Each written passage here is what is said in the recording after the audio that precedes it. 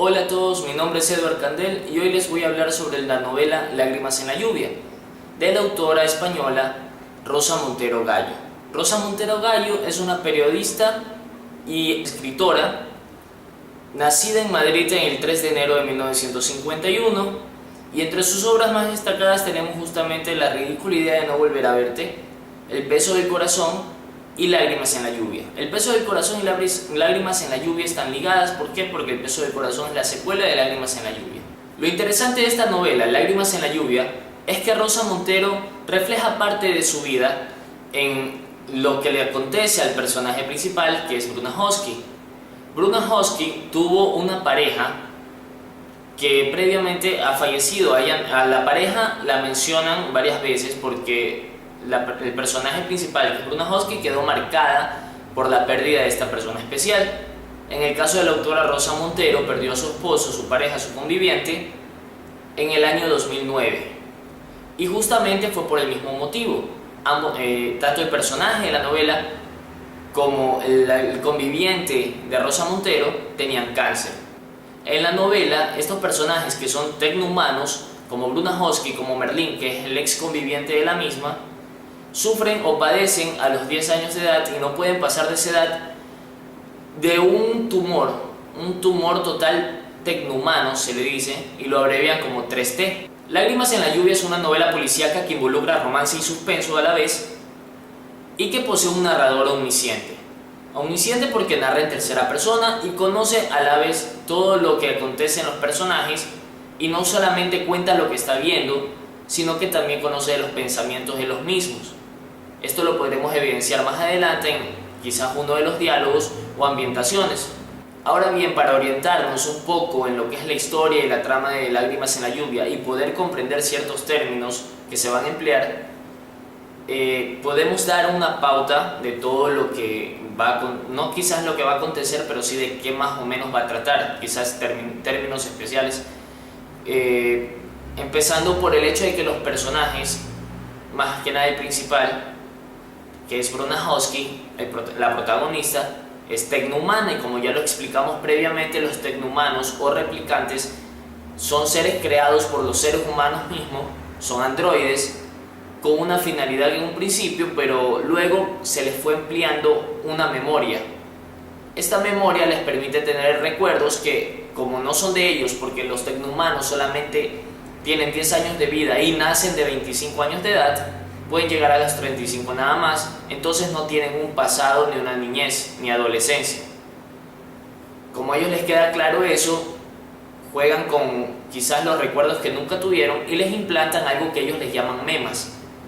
Las memas son artefactos que le brindan recuerdo a estos androides, recuerdos falsos, y son escritas por personas que se dedican a esta profesión, se llaman escritores de memas o memoristas. La novela acontece en el año 2109, en donde no existe división quizás como países y regiones dentro de lo que es la Tierra en general, y lo llaman Estados Unidos de la Tierra. Los Estados Unidos de la Tierra empieza a adquirir ese nombre cuando se descubre vida en otros planetas y llegan los NES. Los NES son los primeros alienígenas que visitaron la Tierra según la novela. A partir de esto y de muchas otras creencias, quizás políticas, posiciones económicas y creencias religiosas más que nada, como nacieron los Lavari, se fundan dos tierras flotantes. Se crean y se fundan dos tierras flotantes.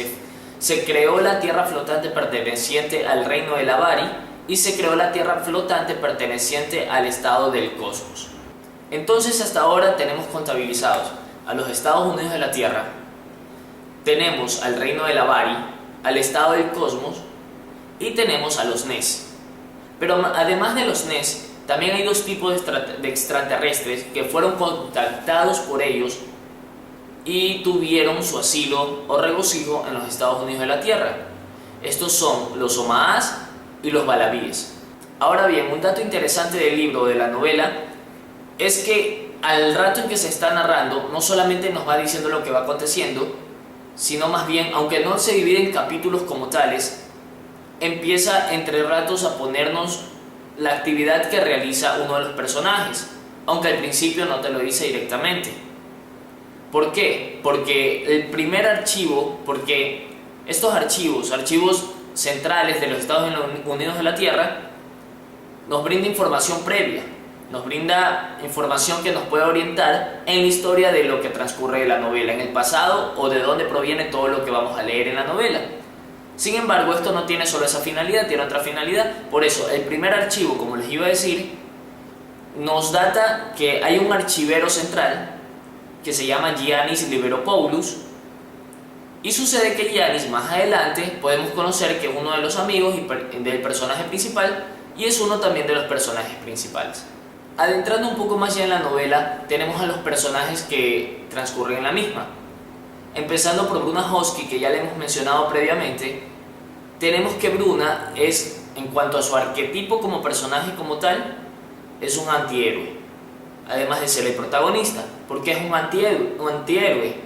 Porque Bruna para empezar tiene problemas con el alcohol, porque quizás siente en su estado de ánimo muchos cambios y se regocija en ellos, además de la pena y la tristeza que siente por la pérdida de su ser querido, que en este caso es Merlín, que es su ex conviviente y su ex pareja.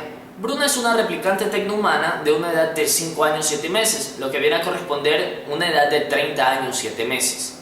El propósito con el que fue creada Bruna es para ser un androide de combate. Androides de combate son aquellos que mandan a la milicia para las guerras y combates bélicos, justamente. A su vez, Bruna es una detective privada. Físicamente, Bruna tiene un tatuaje que se puede decir la parte por la mitad es un tatuaje vertical de una línea negra. Asimismo, tenemos que Bruna no posee cabellera, es totalmente rapada. Pero lo que caracteriza a Bruna y también caracteriza a todos los tecnohumanos como tales son sus ojos. Tienen ojos de felinos. Otro de los personajes principales es Paul Lizard. Paul Lizard es un inspector de la policía judicial y también se encuentra en la investigación que se encuentra Bruna. Trabajan juntos en un principio, pero luego empiezan a formar cierto vínculo. Luego de esto viene una seguidilla de actos que demuestran que Paul Lizard tiene interés en Bruna, y Bruna, de igual manera, como se sabe en el transcurso de la historia, tuvo interés en Paul Lizard. Por eso, como arquetipo, Paul Lizard es el interés amoroso.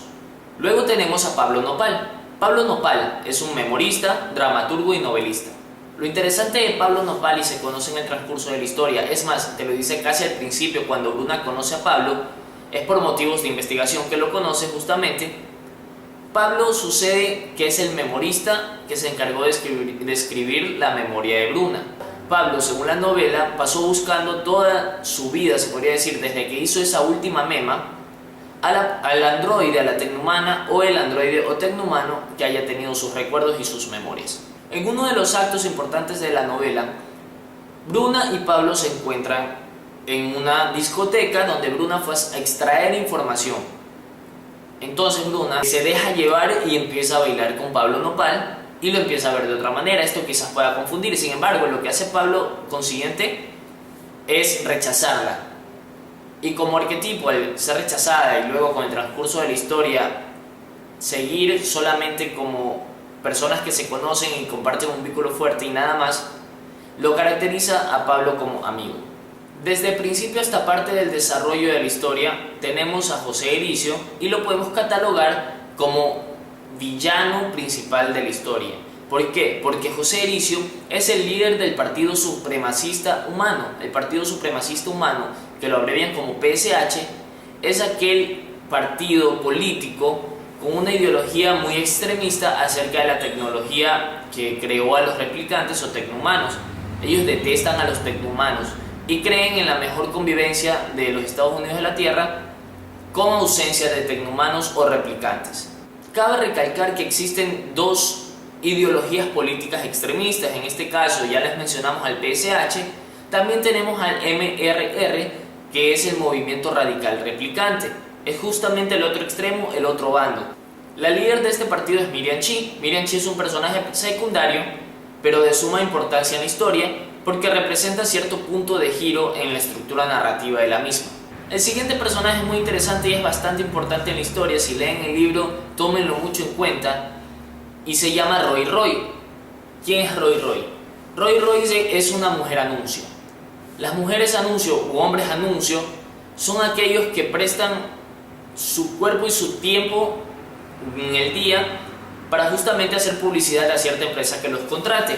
De entre los personajes secundarios, en orden de aparición de los mismos en la novela, podemos destacar a 3. Destacamos a Mayo, destacamos a Dante Bell y destacamos a Valo Nabokov. Entrando a la estructura narrativa del libro, tenemos que se lo puede descomponer en 8 actos y 8 puntos de giro. El acto 1, que es con el que empieza el libro, es cuando Kata Caín ataca a Bruna y trata de asesinarla. Este acto produce que Bruna sienta cierto interés y a su vez el hecho de que Miriam Chi la haya contratado para las investigaciones sobre las anteriores muertes y atentados replicantes hacen que Bruna, al entrar en la investigación, sienta un poco más de compromiso con la misma quizás, y eso nos lleva al primer punto de giro, donde se involucra un poco más Bruna. El primer punto de giro es la muerte de la replicante líder del MRR, como lo es Miriam Chi. Lo que activó, y lo interesante de esta muerte de Miriam Chi, es que lo que activó su sentido para poder, o quizás activó los recuerdos que le habían implantado para poder llegar a cometer el suicidio que hizo, fue un mensaje, un video que le habían dejado en su escritorio. Y sucede que su conviviente se encuentra a Bruna en la calle y tienen una conversación un poco extraña porque ella presenta un comportamiento raro, un comportamiento que básicamente se puede entender que se da por producto de una mema adulterada que le hayan implantado. Estamos hablando de Valo Nabokov.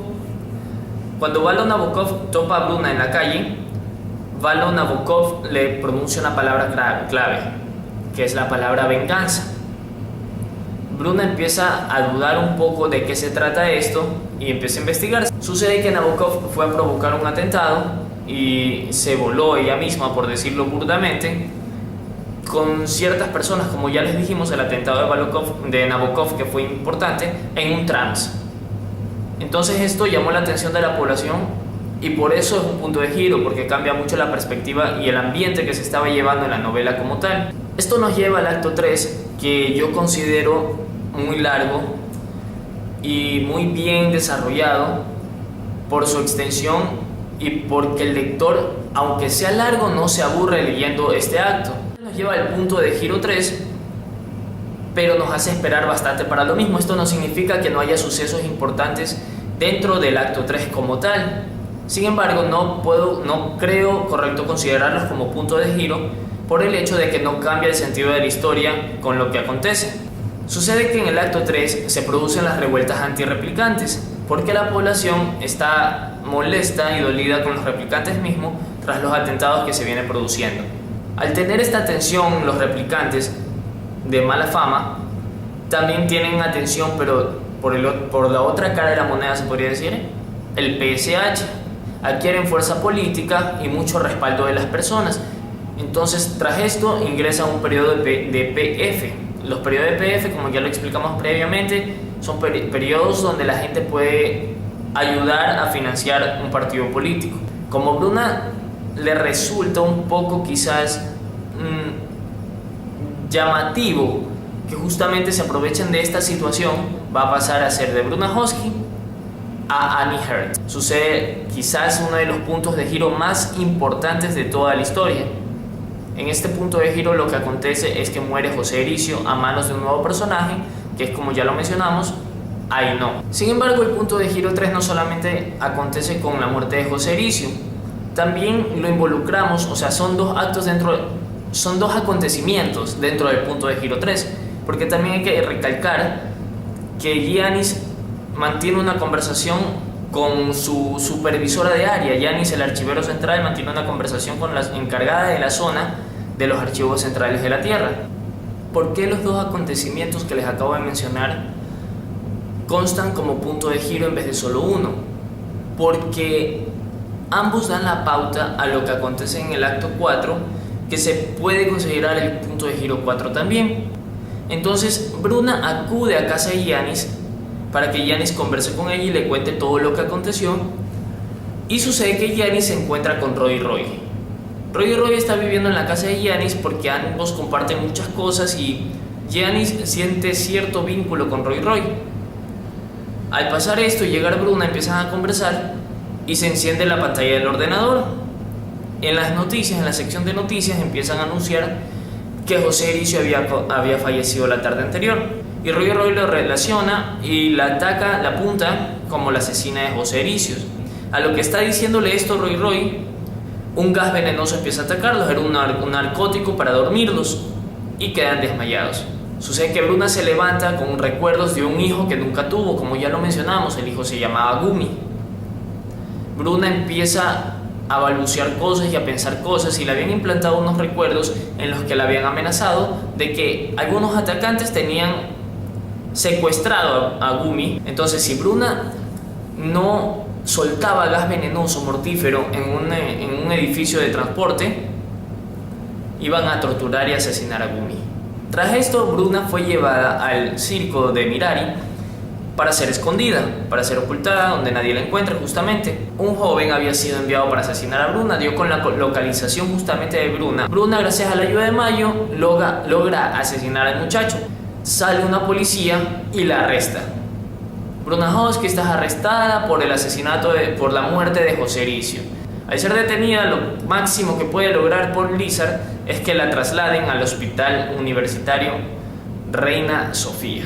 Cabe recalcar que al ser detenida Bruna se lo considera un punto de giro para pasar del acto 5 al acto 6. El acto 6 justamente correspondería al traslado de Bruna hacia el Hospital Universitario, con la visita de Aviv y con la visita de Lizard. La visita de Aviv es demasiado importante. ¿Por qué? Porque Aviv es uno de los personajes en los que Bruna más confía, y sucede que en esta visita Aviv intenta asesinar a Bruna. Bruna nunca se lo espera, pero Aviv menciona unas palabras muy importantes. Aviv le dice a Bruna que era una propuesta que él no podía haber rechazado. Este intento de asesinato por parte de Aviv hacia Bruna consta como el punto de giro 6, y justamente es un punto de giro porque le da vuelta a la historia. Entonces ya vemos que un replicante como Aviv está involucrado. Sucede que tras este punto de giro en el que Aviv trata de asesinar a Bruna, y es esta salvada mediante un disparo que se produce de afuera del hospital hacia Aviv y termina matándolo, Bruna empieza a hacer memoria de los detalles que acontecieron en su mema, de los recuerdos que acontecen en su mema de sal implantada previamente, y se da cuenta que su supuesto hijo Gumi, lo vio en un retrato, y este retrato tenía a Gumi en brazos de una mujer, pero esta mujer no era Bruna. Ahora, de aquí en adelante viene el acto 7, por consiguiente el punto de giro 7 y el acto 8. Esto lo tengo que contar textualmente y les va a arruinar el final de la historia. Por favor, si ustedes no quieren arruinarse la novela, el que no quiera escuchar esta parte importante y este final, avance en el video y continúa con demás análisis, que como vienen los diálogos, ambientaciones y estados de ánimo, más las críticas que vamos a dar acerca de la novela.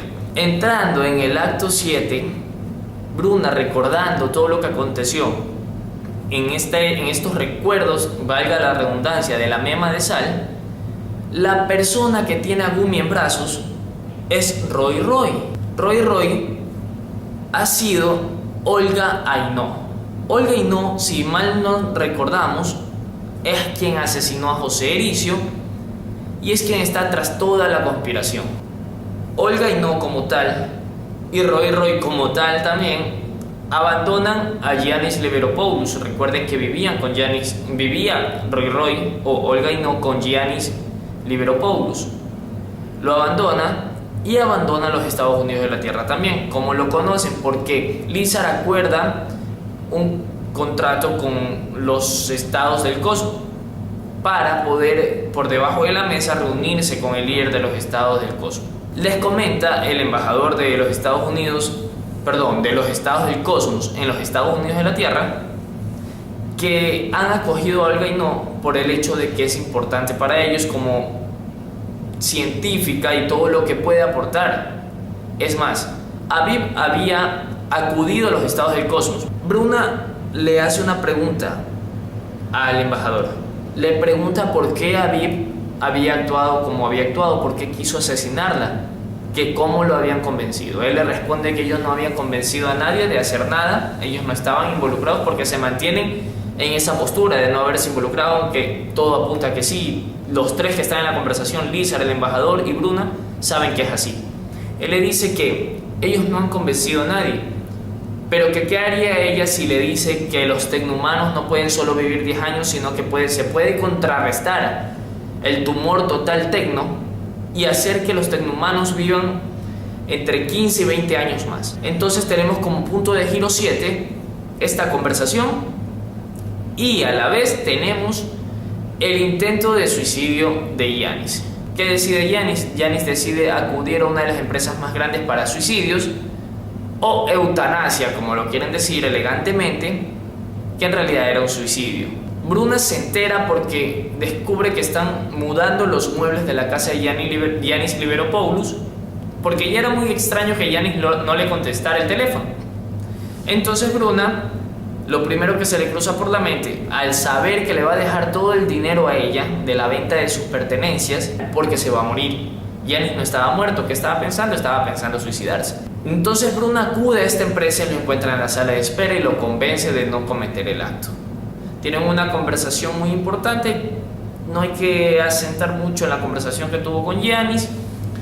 Quedaron de acuerdo en que él no iba a volver a intentar suicidarse porque es importante para ella, y a su vez van a trabajar juntos y Yanis la va a ayudar a la detective en los futuros casos que vengan. Entrando en cuanto a los diálogos, tenemos que en el siguiente se puede evidenciar que la escritora logra incluir al lector, quizás meter al lector en lo que está diciendo o lo que transcurre con el personaje.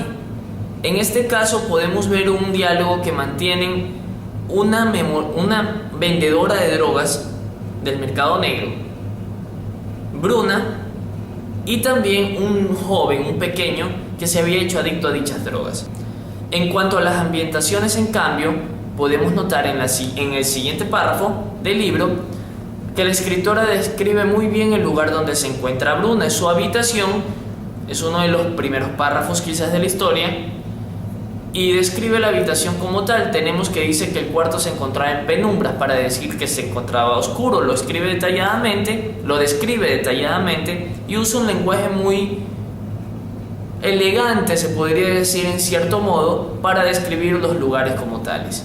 En cuanto a los estados de ánimo se trata, en la novela reina lo que es el miedo y la soledad, más que nada en Bruna, aunque también se presenta en muchos otros personajes. ¿Por qué? Porque al darse las revueltas anti-rep, que es lo que más genera la población la población humana en la población tecnohumana, es miedo. Los tecnohumanos se escondieron y ya no salían a la calle. Sin embargo, en la protagonista es en quien más se evidencia, porque es de quien más hablamos en toda la novela y es de quien más trata. Recalcando también que la protagonista se siente sola, como podemos evidenciarlo en este párrafo que tenemos aquí. La verdad, en lo personal, el libro a mí me pareció bastante bueno. ¿Por qué? Por las siguientes razones. Para empezar, los puntos de giro que presenta el libro son muy interesantes y son bastante inesperados. Como se los mencionamos anteriormente, involucra una línea de romanticismo y a su vez involucra suspenso.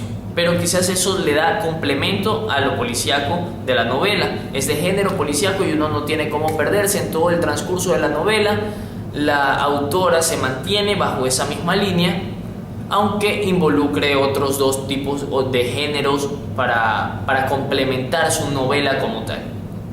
Se presenta una secuencia temporal lineal y eso me parece muy importante, porque se salta de unos momentos a otros pero en la misma línea de tiempo. Es más, tiene un truco para mantener la línea de tiempo, y es que Bruna Hosky tiene una maña de contar los años, meses y días exactos que le quedan de vida. Bueno, de ahí en adelante yo creo que es muy interesante lo que está haciendo en este libro, lo que ha hecho en este libro la escritora Rosa Montero, porque de verdad hace que el lector se sienta inmerso en historia y despierta expectativa e interés en el mismo, porque no es solamente una novela policíaca más, es una novela que presenta